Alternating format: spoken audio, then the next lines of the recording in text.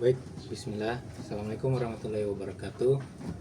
Perkenalkan, nama saya Muhammad Rafi Sidik Nurlete dengan NIM 2202036010007. Pada kali ini saya akan menjelaskan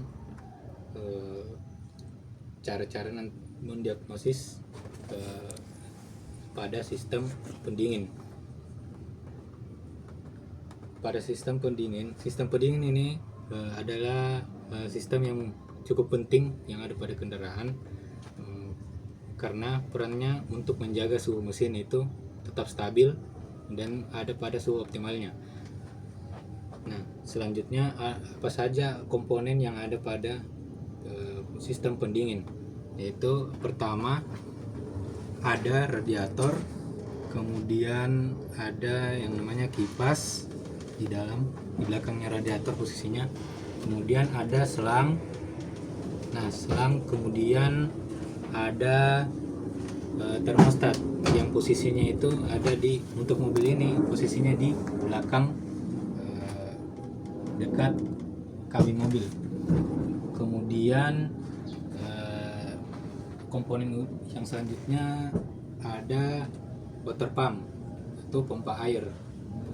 Kemudian ada termostat mungkin itu untuk komponen. Kemudian selanjutnya cara mendiagnosis permasalahan yang ada pada sistem pendingin. Nah, sistem pendingin itu berawal dari sini, ada radiator. Nah, permasalahan yang biasa terjadi pada radiator itu ada pada kebocoran radiator. Nah, biasanya ada di sudut bawah radiator itu mengalami kebocoran. Kemudian untuk selanjutnya kita cek selang radiator. Nah, selang juga untuk beberapa kasus ada yang mengalami kebocoran. Kemudian yang kita cek itu air yang ada pada tabung reservoir. Nah, pada tabung reservoir ada batas minimum dan batas maksimum airnya. Bila kita lihat di sini terdapat garis yang di atas yaitu garis maksimal dan di bawah itu ada garis minimum. Apabila terjadi air di bawah garis minimum, berarti menandakan air mengalami mendekati habis dan dampaknya itu menjadi overheat. Kemudian yang kita cek lagi itu ada pada termostat. Nah, pada termostat ini yang bisa terjadi itu, yang dapat terjadi ada dua kemungkinan. Yang pertama, ada termostat tidak berfungsi, tidak membuka, dan ada termostat tidak menutup. Dan untuk mengeceknya itu kita akan membongkar termostatnya dan posisinya itu yang ada di belakang mesin ini. Apabila termostat itu akan membuka ketika suhu mesin berada pada kurang lebih 80 hingga 90 Celcius. Nah, apabila di antara suhu tersebut lebih atau kurang dari itu, suhu air radiator itu di bawah atau melebihi 90, maka ada kerusakan pada termostatnya. Kemudian yang kita cek itu ada di water pump.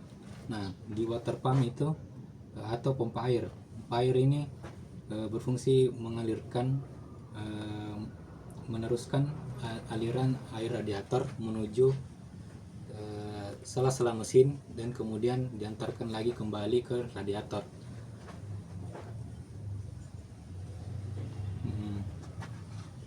Stop dulu. Baik, sebagai contoh kasus, contoh kasus pada mobil ini,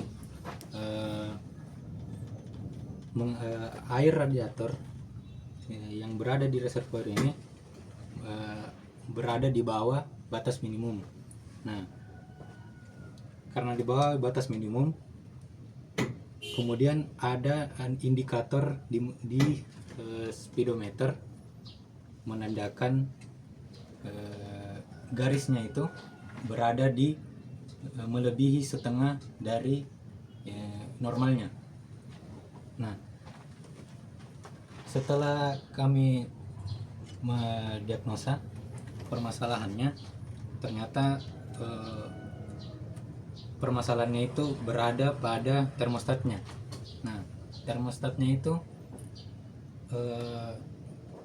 bermasalah, yang harusnya dia bisa membuka ketika suhu berada di kurang lebih 82 derajat, tetapi